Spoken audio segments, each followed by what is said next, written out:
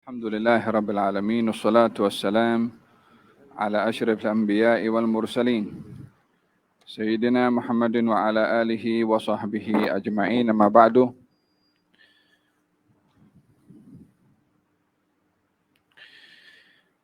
Pada hikmah yang ke-23, tajuknya adalah di bawah pengawasan Allah Subhanahu wa taala.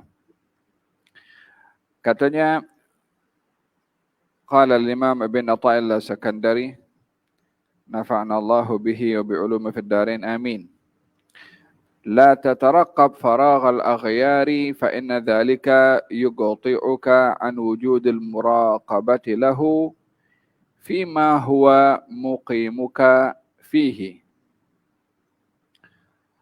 Janganlah kamu menunggu habisnya hal yang menyibukkan dirimu, karena ia akan memutuskan rasa diawasi oleh Allah pada tempat yang telah Dia tetapkan bagimu. Saya ulangi, janganlah kamu menunggu habisnya hal yang menyibukkan dirimu, karena ia akan memutuskan rasa diawasi oleh Allah pada tempat yang telah Dia tetapkan bagimu. Al-Imam Ibn Athaillah Sakandari ada menjelaskan tentang kehidupan di dunia ini yang tidak terlepas daripada pelbagai macam kesibukan. Dimanapun manusia berada, baik itu di bandar, di pedalaman, ataupun hidup bersendirian di tengah-tengah padang pasir, tidak akan terlepas daripada kesibukan yang menyibukkan dirinya di mana saja ia berada, pada keadaan apa saja yang ia hadapi. Sehingga mengharapkan untuk tidak disibukkan dengan sesuatu, sementara ia tak boleh terlepas daripada disibukkan, maka sikap seperti ini terlepas daripadanya merasa diawasi oleh Allah Subhanahu wa taala, karena ingin berubah daripada keadaan yang dikehendaki oleh Allah untuk sibuk dengan sesuatu, dia berkehendak untuk tidak disibukkan dengan sesuatu. Allah berfirman dalam Al-Quranul Karim, Zuyyina lin-nasi hubbus syahawati minan nisa'i wal banina wal qanatiril muqantarati minal dhahabi wal fiddati wal khailil musawwamati wal an'ami wal harth.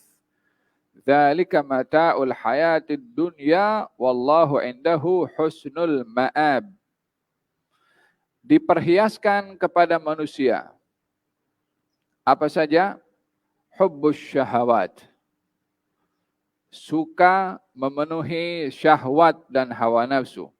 Di antaranya minan nisa'i, kepada perempuan, wal banin, kasih sayang terhadap anak-anak, wal qanatiril muqantarati minadz dhahabi wal fiddah, memperbanyak, menumpuk harta daripada emas ataupun perak, wal khailil musawwamah, memelihara kuda yang diternakkan, yang digembalakan, wal an'am, dan membela binatang ternak yang lain, lembu, kambing, onta, wal harth, tanaman, kebun, pertanian. Dzalika mata'ul hayatid dunya. Semua itu kehidupan atau kenikmatan di dunia. Dzalika mata'ul hayati ad-dunya. Itu kenikmatan pada kehidupan di dunia. Yani Allah menyimpulkan pada kita kehidupan di dunia ini, kenikmatannya adalah terletak kepada apa yang disebutkan tadi. Kesibukan manusia di atas dunia dengan apa yang Allah sebutkan tadi, imma syahwat, Emma kasih sayang kepada anak-anak, ataupun menumpuk harta, ataupun kuda. Yalah, kalau dulu yang menjadi kebanggaan kepada orang adalah memelihara kuda, sekarang mungkin kereta ataupun transport yang lainnya. Wal an'am, binatang ternak, merujuk kepada sumber kekayaan, dan juga tanaman, kebun dan pertanian. Kesemua itu adalah kenikmatan kehidupan di dunia. Wallahu indahu husnul ma'ab. Allah mempunyai yang lebih baik daripada semua itu. Bila ini yang Allah ceritakan tentang kehidupan di dunia, di mana manusia tidak akan terlepas daripada sibuk kepada yang Allah sebutkan tadi, maka bila ada seseorang yang menginginkan tidak disibukkan dengan apa yang Allah sebut tadi, sementara dia hidup di dunia, dia telah mengabaikan tanggung jawabnya pada tempat yang Allah sudah tempatkan dia di tempat tersebut.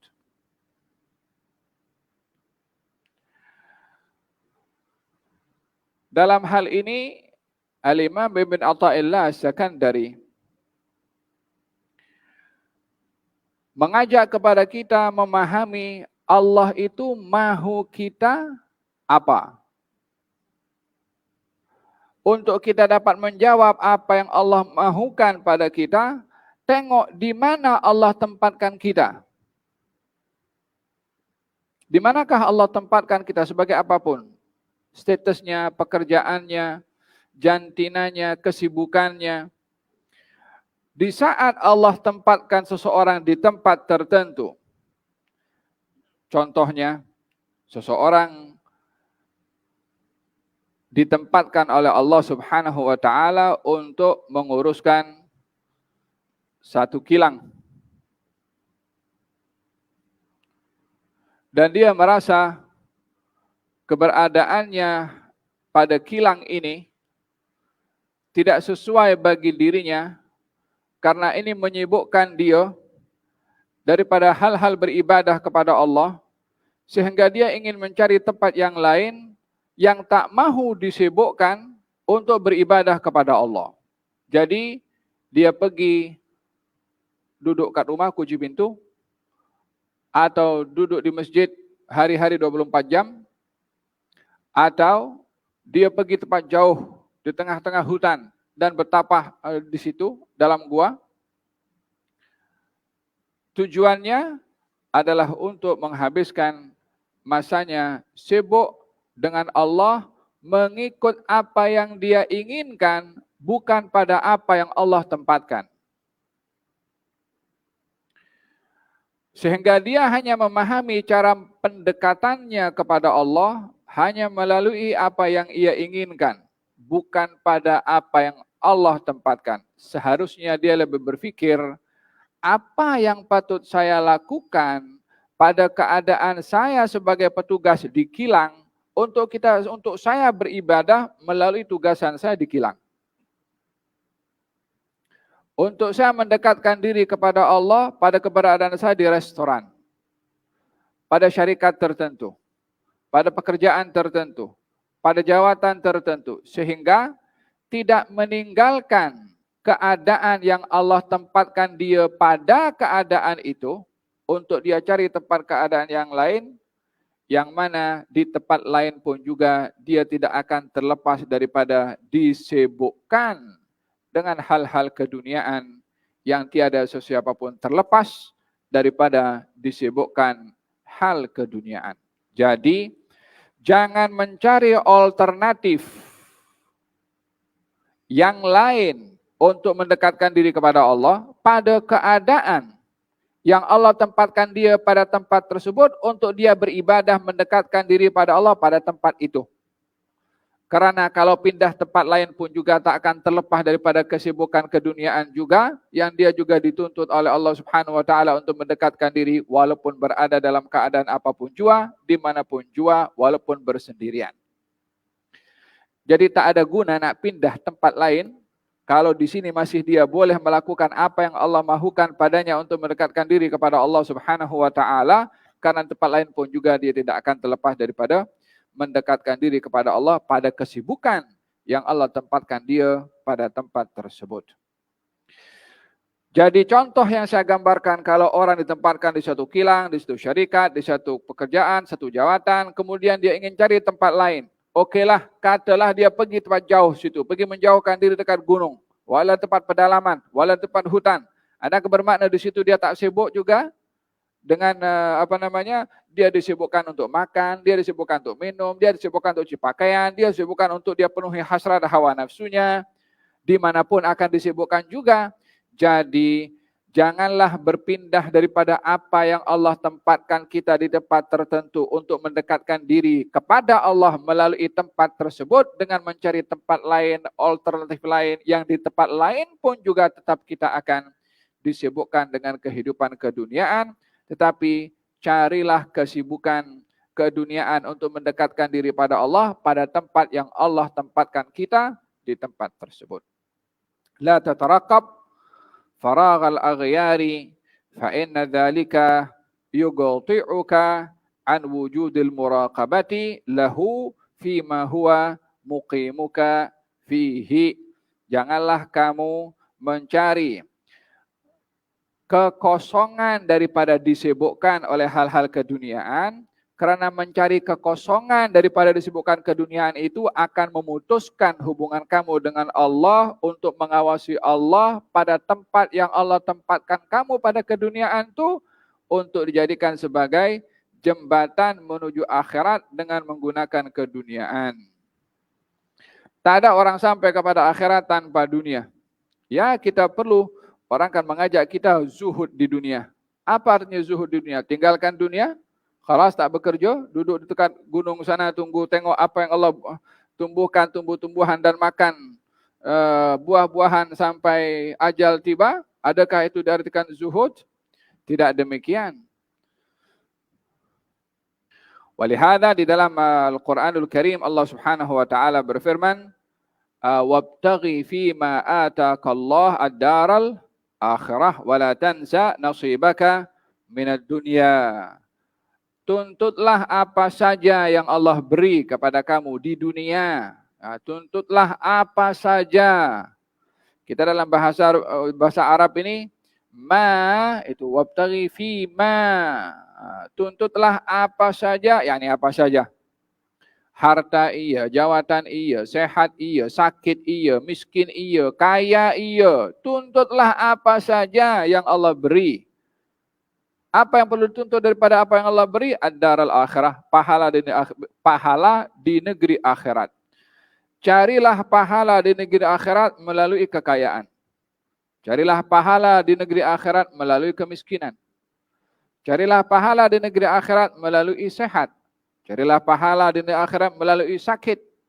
Jadi semua yang diberi oleh Allah di dunia ini adalah peluang untuk kita mendapatkan pahala di negeri akhirat. Dengan apa? Dengan bersyukur bila diberi nikmat, dengan bersabar bila ditimpa dengan musibah. Kedua-duanya adalah jisir, jembatan atau tangga menuju kepada akhirat. Oleh sebab yang demikian, Allah Subhanahu wa taala berfirman dalam Al-Qur'anul Karim, ya ayyuhalladzina amanu ista'inu bisabri wassalah. Ya wahai sekalian orang beriman, tuntutlah, mintalah pertolongan mendapatkan pahala daripada Allah dengan bersabar kala musibah dan juga dengan salah sebagai hubungan kita dengan Allah Subhanahu wa taala berhadapan dengan segala dugaan di atas muka bumi. Moga-moga Allah Subhanahu wa taala menganugerahkan kepada kita at-taufik dan juga al-faham daripada message Allah Subhanahu wa taala dalam kehidupan di dunia yang singkat ini, dan moga-moga Allah anugerahkan kepada kita husnul khatimah setelah diberi umur yang panjang dalam keadaan sehat walafiat. Amin Allahumma amin. Sallallahu alaihi wasallam Muhammadin wa ala alihi wasallam. Alhamdulillahirabbil alamin.